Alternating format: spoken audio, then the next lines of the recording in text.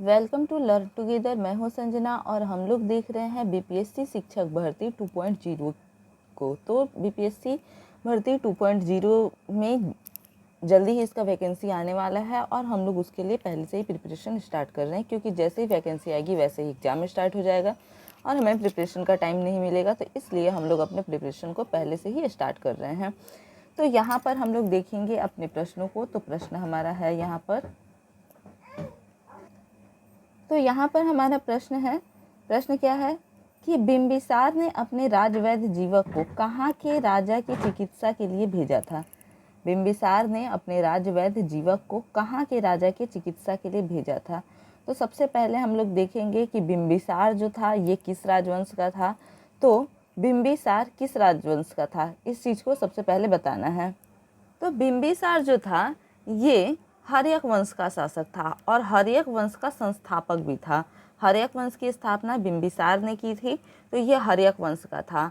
और बिंबिसार के राजवंश में यानी बिंबिसार के समय में उसका एक राजवैद्य हुआ करता था और राजवैद्य का क्या नाम था, तो राजवैद्य का नाम था जीवक।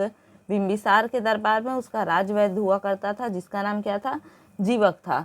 तो ये कहाँ के राजा की चिकित्सा के लिए भेजा गया था, यानी कि कहाँ के राजा के चिकित्सा के लिए बिंबिसार के द्वारा जीवक को भेजा गया था। तो यहाँ हम लोग देखेंगे कि क्या वो राजा कौशल का था, अवंती का अंग का था, अवंती का था या वैशाली का था।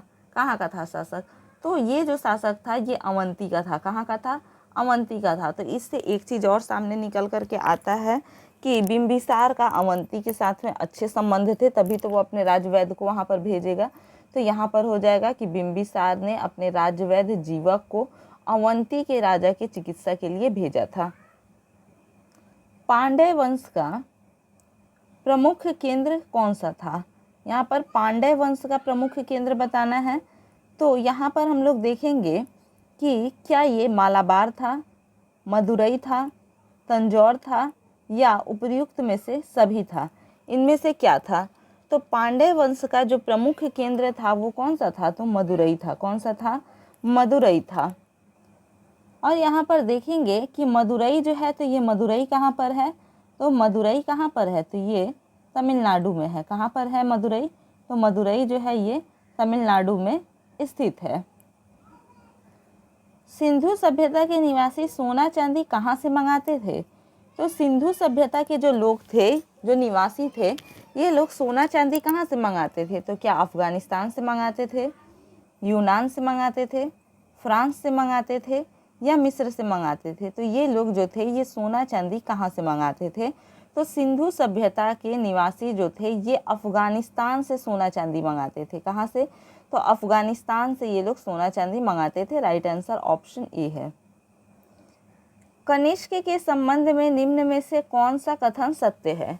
कनिष्क के संबंध में निम्न में से कौन सा जो कथन है वो क्या है, वो सत्य है। तो यहाँ पर हम लोग देखेंगे कि कनिष्क की राजधानी पुरुषपुर या पेशावर थी। यहाँ पे क्या पूछ रहा है, कनिष्क की राजधानी पुरुषपुर या पेशावर थी। तो क्या ये चीज़ सही है, तो हाँ, कनिष्क की जो राजधानी थी वो कहाँ थी, पुरुषपुर, जिसे पेशावर भी कहा जाता था। तो ये सही है। दूसरा देखेंगे, वह बौद्ध धर्म का अनुयायी था। तो सही बात है, वह बौद्ध धर्म का अनुयायी भी था। उसने बौद्ध धर्म का प्रचार मध्य एशिया तथा सुदूर पूर्व में करवाया। तो ये भी बात सही है कि कनिष्क ने क्या किया कि बौद्ध धर्म का प्रचार मध्य एशिया तथा सुदूर पूर्व में करवाया था। ये बात बिल्कुल सही है। इसके आगे हम लोग देखेंगे कि गांधार कला का विकास इसी के काल में हुआ। तो गांधार कला का जो विकास है ये कनिष्क के काल में ही हुआ। ये भी कथन जो है ये बिल्कुल सही है। तो यहाँ पर तीनों ही कथन सही है। तो इसका सही जवाब हो जाएगा उपरोक्त में से सभी। क्या होगा, उपरोक्त में से सभी। Right answer option D. Kanishka जो था ये किस राजवंश का था, तो कनिष्क जो था ये कुषाण राजवंश का था। किस राजवंश का, कुषाण राजवंश का था कनिष्क। और कुषाण वंश के जो संस्थापक थे वो कौन थे, तो ये कडफिसेज, ये क्या थे कि कुजल कडफिसेस थे। कौन थे, कुजल कडफिसेस थे, जो कुषाण वंश के संस्थापक थे। और कुषाण वंश का एक महान शासक कौन था? कनिष्क था। और कनिष्क के बारे में तीनों ही कथन यहाँ पर सही दिए हुए हैं, तो इसलिए इसका जो जवाब होगा ये हो जाएगा उपरोक्त में सभी। सिंधु सभ्यता के लोग किस देवता की पूजा करते थे? तो सिंधु सभ्यता के जो लोग थे ये किस देवता की पूजा किया करते थे? तो यहाँ पर हम लोग देखेंगे कि क्या ये इंद्र की पूजा करते थे, पशुपति की पूजा करते थे, ब्रह्मा और विष्णु की पूजा करते थे, या उपर्युक्त सभी की पूजा करते थे? ये किसकी पूजा किया करते थे? तो जब हम सिंधु घाटी सभ्यता के बारे में पढ़ेंगे तो हम ये पाएंगे कि सिंधु घाटी सभ्यता के जो लोग थे ये पशुपति की पूजा किया करते थे। क्या? पशुपति की पूजा किया करते थे। इसका साक्ष्य जो है ये प्रमाणित है, इसका साक्ष्य मिला है। तो सिंधु घाटी सभ्यता के लोग जो थे ये पशुपति की पूजा किया करते थे। Right answer option B.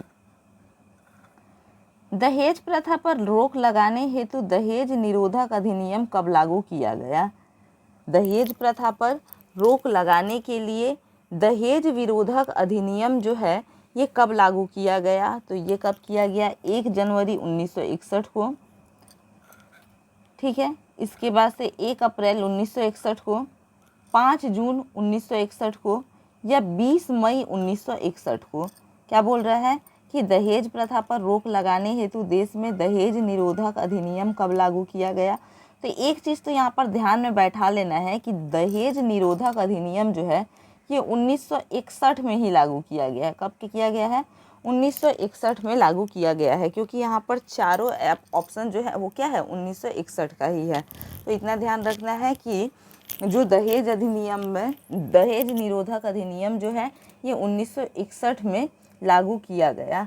अब इसके बाद हम लोग देखेंगे कि ये किस डेट को किया गया। तो 20 मई 1961 को किया गया। कब किया गया? तो 20 मई 1961 को किया गया था। आगे हम लोग देखेंगे कि ये किसके द्वारा रोक लगाया गया था। तो भारत की संसद द्वारा अनुमोदित दहेज निषेध अधिनियम 1961 है, और उसके बाद भारतीय दंड संहिता धारा 304 बी और 498 ए इसमें शामिल किया गया था। तो इस प्रकार से हम लोग देखेंगे कि भारत की संसद द्वारा अनुमोदित दहेज निषेध अधिनियम 1961 के द्वारा 20 मई 1961 को दहेज निरोध अधिनियम लागू किया गया। दिल्ली सल्तनत का वह शासक वह कौन सा प्रथम सुल्तान था जिसने शुद्ध अरबी सिक्के, टका और जीतल को जारी करवाया? तो दिल्ली सल्तनत का वह कौन सा प्रथम सुल्तान था जिसने शुद्ध अरबी सिक्के, टका और जीतल जो है ये चालू करवाया? तो वो कौन था? कुतुबुद्दीन ऐबक था, इल्तुतमिश था, मोहम्मद तुगलक था, या बलबन था? इनमें से कौन था? तो यहाँ पर हम लोग देखेंगे कि दिल्ली सल्तनत का वह शासक प्रथम सुल्तान जिसने शुद्ध अरबी सिक्के, टका और जीतल जारी करवाए वो कोई और नहीं बल्कि इल्तुतमिश था। कौन था? इल्तुतमिश था जिसने टका और जीतल को जारी करवाया था। इसके बाद हम लोग देखेंगे कि टका जो होता था ये किसका होता था? तो ये चांदी का होता था। टका किस चीज़ का होता था? तो टका होता था चांदी का। और जीतल किसका होता था? तो जीतल बना होता था तांबा का। तो इल्तुतमिश ने ही क्या करवाया था? टका और जीतल जो है इसका प्रचलन करवाया था। चांदी जो होता था ये 175 ग्रेन का होता था। तो इस चीज़ को ध्यान में रखेंगे हम लोग। चांदी का जो सिक्का टका होता था ये 175 ग्रेन का हुआ करता था, और तांबे का जो सिक्का होता था उसे जीतल कहा जाता था। इल्तुतमिश ही वो पहला तुर्क शासक था जिसने शुद्ध अरबी सिक्के को चलवाया था। गौड़ीय वैष्णव धर्म के संस्थापक कौन थे? तो गौड़ीय वैष्णव धर्म के संस्थापक कौन थे? तो क्या रामानंद थे, चैतन्य महाप्रभु थे, रामानुज थे, या निम्बार्क थे? इनमें से कौन थे? तो गौड़ीय वैष्णव धर्म के जो संस्थापक थे ये कौन थे? तो ये चैतन्य महाप्रभु थे। कौन थे? चैतन्य महाप्रभु थे। कुतुबुद्दीन ऐबक ने अपनी राजधानी कहाँ बनाई? तो कुतुबुद्दीन ऐबक की हम लोग बात करेंगे तो इसने अपनी राजधानी कहाँ बनाई? दिल्ली, लाहौर, अजमेर, या लखनऊ? इसने कहाँ अपनी राजधानी बनवाई? तो हम लोग यहाँ पर देखेंगे कि कुतुबुद्दीन ऐबक ने अपनी राजधानी लाहौर को बनाई। किसे बनाई? लाहौर को बनाई। लाहौर जो है ये वर्तमान पाकिस्तान में है। कुतुबुद्दीन ऐबक के द्वारा गुलाम वंश की नींव डाली गई थी। ये गुलाम वंश का संस्थापक था और इसने अपनी राजधानी कहाँ, लाहौर को बनाई थी। इसके बाद हम लोग देखेंगे कि इल्तुतमिश ने अपनी राजधानी इसके बाद दिल्ली को बनाई थी। बिहार के किस क्षेत्र में फिरदौसी सिलसिला लोकप्रिय था? तो फिरदौसी सिलसिला की अगर बात करते हैं तो ये भारत के किस क्षेत्र में लोकप्रिय था? तो दिल्ली तथा उसका सीमावर्ती क्षेत्र था, सिंध था, बिहार था या दक्कन था? कौन सा क्षेत्र था जहाँ पर भारत में फिरदौसी सिलसिला लोकप्रिय था? तो वो क्षेत्र कौन सा था? बिहार था। बिहार में ही फिरदौसी सिलसिला लोकप्रिय था। Right answer option C. प्रारंभिक तुर्क या आदि तुर्क शासकों में किसे उसकी उदारता के कारण लाख बख्श कहा गया? तो यहाँ पर हम लोग देखेंगे कि प्रारंभिक तुर्क या आदि तुर्क शासकों में से किसे उसकी उदारता के कारण लाख बख्श कहा गया? तो वो इल्तुतमिश था, बलबन था, कुतुबुद्दीन ऐबक था या रजिया सुल्तान? तो प्रारंभिक दिल्ली सल्तनत के शासकों को की अगर बात करें या फिर प्रारंभिक तुर्क शासकों या फिर आदि तुर्क की बात करते हैं तो इसमें लाख बख्श कहा गया है कुतुबुद्दीन ऐबक को। किसे? तो कुतुबुद्दीन ऐबक को लाख बख्श कहा गया है। Right answer option C. एक पत्थर की पूजा होती है तो दूसरे पैरों तले रौंदा जाता है। यदि एक भगवान है तो दूसरा भी भगवान है, यह कथन किसका है? तो ये कथन किसका है? एक पत्थर है, उसकी पूजा होती है तो दूसरा पत्थर पैरों के तले रौंदा जाता है, पैरों के तले कुचला जाता है। तो यदि एक पत्थर भगवान है तो दूसरा भी भगवान होगा, ये कथन किसका है? तो ये कथन क्या कबीर का है, तुलसीदास का है, तुकाराम का है या फिर नामदेव का है? तो ये कथन जो है ये किसका है? नामदेव का है। किसका है? नामदेव का है। मध्यकाल का वह प्रथम युद्ध कौन सा था जो जल एवं स्थल दोनों पर लड़ा गया था? यानी कि प्रथम युद्ध कौन सा था? वो मध्य काल में हुआ था जो जल एवं स्थल दोनों पर लड़ा गया था। तो वो कौन सा युद्ध था? तो देखेंगे हम लोग 1929 का घाघरा का युद्ध था, 1976 का हल्दी घाटी का युद्ध था, 1956 का पानीपत का द्वितीय युद्ध था या फिर इनमें से कोई नहीं था। वो कौन सा युद्ध था जो कि दोनों में यानी कि जल और स्थल दोनों में लड़ा गया था? तो वो युद्ध कौन सा था? तो ये था घग्घरा का युद्ध। ये कौन सा युद्ध था? घग्घरा का युद्ध था जो कि 1529 में लड़ा गया। ये कौन सा युद्ध था? तो घग्घरा का युद्ध था जो कि 1529 में लड़ा गया था। निम्नलिखित में से कौन सल्तनत कालीन इतिहासकार नहीं था? कौन इनमें से सल्तनत कालीन इतिहासकार नहीं था? तो वो अब्बास खान शेरवानी था, अमीर खुसरो था, जियाउद्दीन बर्नी था या मिन्हास उस सिराज था? कौन इनमें से था जो कि सल्तनत कालीन इतिहासकार नहीं था? सल्तनत काल में वो नहीं था। तो यहाँ पर हम लोग देखेंगे कि जो अब्बास खान शेरवानी है, अब्बास खान शेरवानी ये सल्तनत कालीन इतिहासकार नहीं है। कादरी सिलसिले के संस्थापक कौन थे? कादरी सिलसिले के संस्थापक कौन थे? तो कादरी सिलसिले की अगर हम लोग बात करते हैं तो ये शेख अब्दुल कादिर जिलानी, शेख सलीम, शेख हमीदुद्दीन या फिर बाबा फरीद, इनमें से कौन थे जो कि कादरी सिलसिले के संस्थापक थे? तो कादरी सिलसिले की अगर संस्थापक की हम लोग बात करते हैं तो ये शेख अब्दुल कादिर जिलानी थे। शेख अब्दुल कादिर जिलानी थे। Right answer option A. Vitthalnath किसके पुत्र थे? यहाँ पर हमें ये चीज़ बताना है कि विट्ठलनाथ जो थे ये किसके पुत्र थे? तो विट्ठलनाथ क्या तुकाराम के पुत्र थे, नामदेव के पुत्र थे, रामानंद के पुत्र थे या वल्लभाचार्य के पुत्र थे? तो विट्ठलनाथ किसके पुत्र थे? तो यहाँ पर हम लोग देखेंगे कि विट्ठलनाथ जो थे ये वल्लभाचार्य के पुत्र थे। किसके? वल्लभाचार्य के पुत्र थे। अब यहाँ पर हम लोग देखेंगे कि वल्लभाचार्य कौन थे? तो वल्लभाचार्य क्या थे? वल्लभ संप्रदाय के प्रवर्तक थे ये, और विट्ठलनाथ इनके द्वितीय पुत्र थे। विट्ठलनाथ क्या थे? इनके द्वितीय पुत्र थे। यदि मैं अपने एक गुलाम को पालकी में बिठा दूं तो मेरे आदेश पर मेरे सभी सरदार उसे अपने कंधे पर उठा ले जाएंगे। यह कथन किस प्रसिद्ध सुल्तान का है? तो ये कथन किस प्रसिद्ध सुल्तान का है? तो ये कथन क्या बहलोल लोदी का है, सिकंदर लोदी का है, या इनमें से किसी का नहीं है?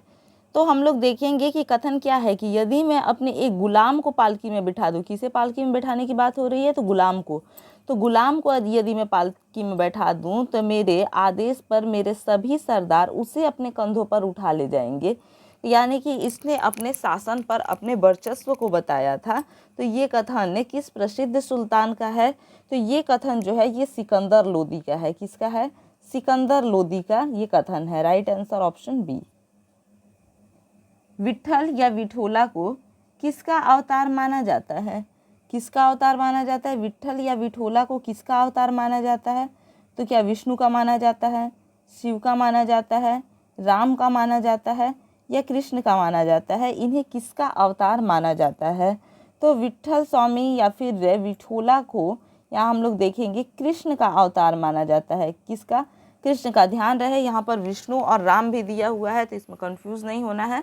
ये कृष्ण के अवतार थे, ना कि विष्णु के अवतार थे। निम्नलिखित में से किसका निर्माण कुतुबुद्दीन ऐबक ने नहीं करवाया था? कुतुबुद्दीन ऐबक ने इसमें से किसका निर्माण नहीं करवाया था? तो क्या वो कुवैतुल इस्लाम मस्जिद था, अलाई दरवाज़ा था, 2.5 दिन का झोपड़ा था, या कुतुब मीनार था? इनमें से कौन सा है जिसका निर्माण कुतुबुद्दीन ऐबक ने नहीं करवाया था? तो कुवैतुल इस्लाम का भी निर्माण कुतुबुद्दीन ऐबक ने करवाया था, 2.5 दिन के झोपड़ा का भी निर्माण करवाया था कुतुबुद्दीन ऐबक ने, और कुतुब मीनार का भी निर्माण करवाया था कुतुबुद्दीन ऐबक ने। तो यहाँ पर क्या बच जा रहा है? अलाई दरवाज़ा, यानी अलाई दरवाज़ा का निर्माण कुतुबुद्दीन ऐबक ने नहीं करवाया था। अलाई दरवाज़ा का जो निर्माण है ये किसने करवाया था? तो ये अलाउद्दीन खिलजी ने करवाया था।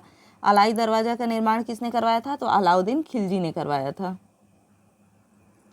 निम्नलिखित में से किसने भारत में चिश्ती सिलसिले की स्थापना की थी? तो भारत की अगर बात की जाए तो भारत में किसने चिश्ती सिलसिले की स्थापना की थी? तो क्या वो शेख सलीम चिश्ती थे, ख्वाजा मोइनुद्दीन चिश्ती थे, निज़ामुद्दीन औलिया थे, या फरीदुद्दीन गज ए शंकर थे? तो इनमें से कौन थे जिसने भारत में चिश्ती सिलसिले की स्थापना की थी? तो भारत में चिश्ती सिलसिले की स्थापना करने वाले ख्वाजा मोइनुद्दीन चिश्ती थे। कौन थे? ख्वाजा मोइनुद्दीन चिश्ती थे। अब एक चीज़ और ध्यान रखेंगे कि ख्वाजा मोइनुद्दीन चिश्ती का दरगाह कहाँ पर है? तो ख्वाजा मोइनुद्दीन चिश्ती का दरगाह जो है वो राजस्थान में अजमेर में है, राजस्थान के अजमेर में है। और इसके बाद हम लोग देखेंगे यहाँ पर कि ख्वाजा मोइनुद्दीन चिश्ती के दरगाह पर जाने वाला जो पहला शासक था वो कौन था? ख्वाजा मोइनुद्दीन चिश्ती के दरगाह पर जाने वाला पहला शासक कौन था? तो पहला शासक जो था वो मोहम्मद बिन तुगलक था।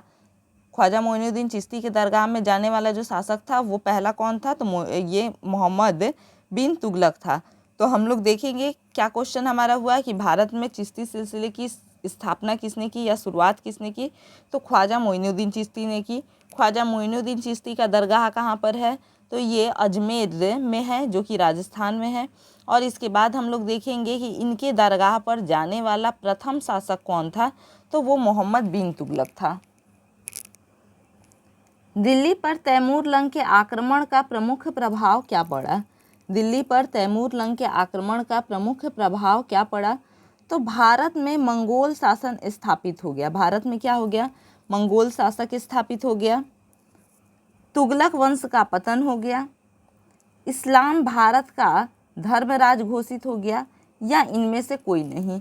हमारा ऑप्शन क्या क्या है कि भारत में मंगोल शासन स्थापित हो गया, तुगलक वंश का पतन हो गया, इस्लाम भारत का धर्म राज घोषित हो गया, या फिर इनमें से कोई नहीं।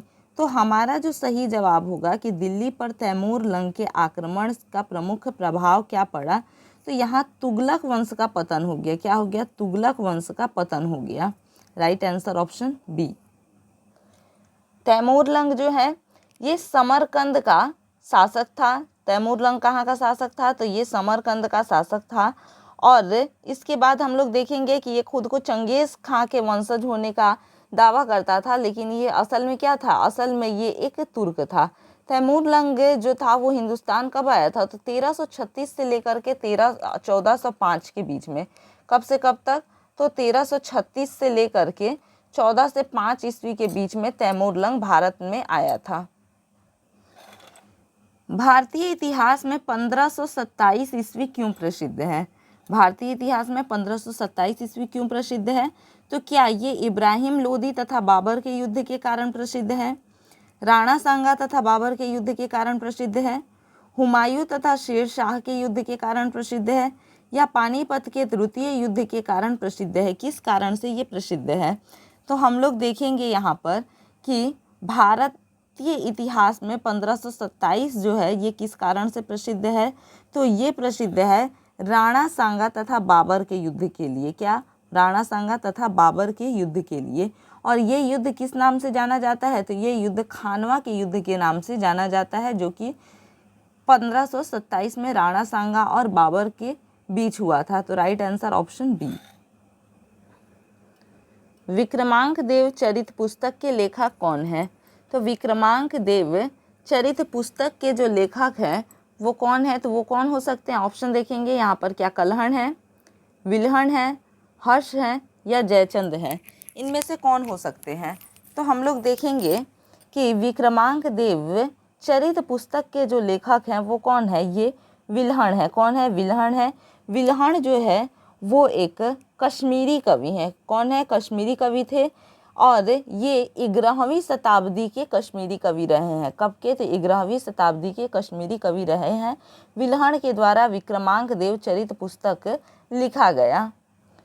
विक्रमांक देव चरित की अगर हम लोग बात करते हैं तो इसमें चालुक्य राजवंश के बारे में लिखा गया है और विशेष करके विक्रमादित्य षष्ठ के विषय में जानकारी दी गई है। अब देखेंगे हम लोग, निम्न में से किस इतिहासकार का यह विचार है कि मोहम्मद बिन तुगलक ने राजधानी परिवर्तन दक्कन पर प्रभावशाली नियंत्रण स्थापित करने के लिए किया था? तो ये किसका कथन है? किसका कथन है कि मोहम्मद बिन तुगलक ने राजधानी परिवर्तन, मोहम्मद बिन तुगलक यानी निम्न में से किस इतिहासकार का ये विचार है कि मोहम्मद बिन तुगलक ने राजधानी परिवर्तन दक्कन पर प्रभावशाली नियंत्रण स्थापित करने के लिए किया था? तो ये किसका मानना है? तो रोमिला थापर का, स्मिथ का, बुजलेहेक का और आरपी त्रिपाठी का। किसका कथन है ये? तो हम लोग देखेंगे कि ये कथन जो है ये किसका है? रोमिला थापर का है। किसका है? रोमिला थापर का है। ध्यान रहे कि मोहम्मद बिन तुगलक ने अपनी राजधानी को दिल्ली से परिवर्तित करके दौलताबाद ले गया था। कहाँ ले गया था? दिल्ली से दौलताबाद लेकर के गया था ये अपनी राजधानी को।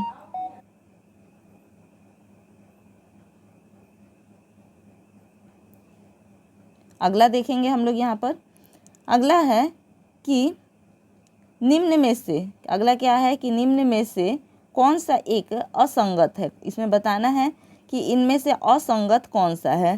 तो असंगत की अगर हम लोग बात करते हैं तो शंकर देव असम, कबीर उत्तर प्रदेश, नरसिंह मेहता गुजरात और तुकाराम बंगाल। तो इसमें असंगत कौन है? तो शंकर देव असम के सही है, कबीर उत्तर प्रदेश के ये भी सही है, नरसिंह मेहता गुजरात ये भी सही है, लेकिन तुकाराम बंगाल ये क्या है? गलत है। तो यहाँ पर तुकाराम की अगर बात करते हैं तो तुकाराम जो थे ये भारत के महाराष्ट्र में पुणे के नज़दीक, भारत में महाराष्ट्र में पुणे के नज़दीक एक शहर है देहू, वहाँ के रहने वाले थे। तो बंगाल यहाँ पर आंसर क्या है? इसका गलत दिया हुआ है। तो यही क्या हो जाएगा? सही आंसर हो जाएगा। Right answer option D. Qutbuddin Aibak द्वारा स्थापित राजवंश दास वंश या मामलुक वंश कहना क्यों उचित है? तो कुतुबुद्दीन ऐबक के द्वारा जिस राजवंश की स्थापना की गई थी उसे गुलाम वंश भी कहा जाता है, दास वंश भी कहा जाता है या फिर मामलुक वंश भी कहा जाता है। तो ऐसा कहना क्यों उचित है? ऑप्शन देखेंगे यहाँ पर। क्योंकि कुतुबुद्दीन ऐबक के अतिरिक्त इस वंश के अन्य सुल्तान दास नहीं थे। इसके बाद हम लोग देखेंगे क्योंकि केवल 3 सुल्तान ही अपने प्रारंभिक जीवन में दास रह चुके थे और बाद में उन्हें उनके स्वामियों द्वारा दासता से मुक्त कर दिया गया था। इसके बाद है क्योंकि तकनीकी दृष्टि से केवल कुतुबुद्दीन ऐबक ही अपना जीवन दास के रूप में शुरू किया था, क्योंकि इस वंश के सभी शासक एक परिवार के नहीं थे। तो किस कारण से इस वंश को दास वंश या मामलुक वंश कहा जाता है? तो यहाँ हम लोग देखेंगे कि क्योंकि केवल 3 सुल्तान ही अपने प्रारंभिक जीवन में दास रह चुके थे और बाद में उन्हें उनके स्वामियों द्वारा दासता से मुक्त कर दिया गया था, इसलिए इस राजवंश को दास वंश या मामलुक वंश कहना उचित है। Right answer option B. निम्नलिखित में से किसे ऋषि आंदोलन चलाया था? निम्नलिखित में से किसने ऋषि आंदोलन चलाया था? तो वो कौन थे जिन्होंने ऋषि आंदोलन चलाया था? तो शेख नूरुद्दीन, चैतन्य महाप्रभु, रामानंद या फिर विठोवा? कौन थे जिसने ऋषि आंदोलन चलाया था? तो ऋषि आंदोलन जो है ये शेख नूरुद्दीन ने चलाया था। किसने चलाया था? शेख नूरुद्दीन ने चलाया था। और ये कश्मीर में ऋषि सिलसिले के संपादक थे। कश्मीर में ऋषि सिलसिले के ये संपादक भी थे।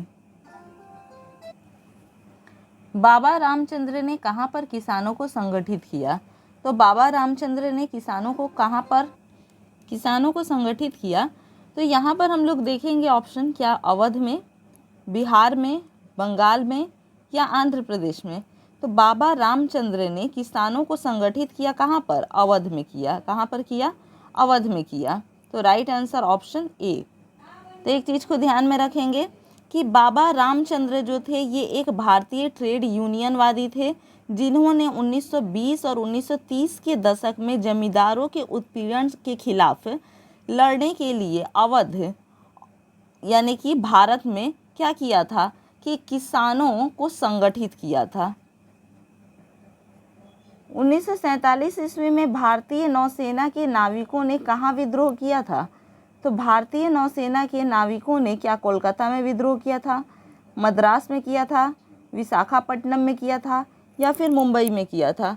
तो 1947 ईस्वी में भारतीय नौसेना के नाविकों ने मुंबई में विद्रोह किया था। कहाँ पे विद्रोह किया था? मुंबई में विद्रोह किया था। अब देखेंगे कि ये विद्रोह क्यों किया गया। तो ये विद्रोह जो है ये घटिया खाने के विरोध में किया गया।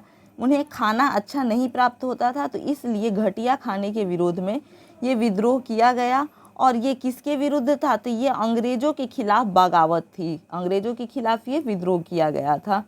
तो यहाँ पर आप लोगों ने क्वेश्चंस देखे कुछ, तो इसे अच्छे से देखिएगा, इससे आप लोगों का प्रिपरेशन अच्छा होगा। तो इसी प्रकार से और भी वीडियोज़ के लिए चैनल के साथ में बने रहिए। वीडियो अगर अच्छा लगा हो तो इसे लाइक और शेयर कीजिए, कमेंट भी कीजिए, ताकि उससे हमारा हौसला बढ़ा रहेगा। और अगर अभी तक चैनल को सब्सक्राइब नहीं किए हैं तो चैनल को सब्सक्राइब कीजिए। धन्यवाद।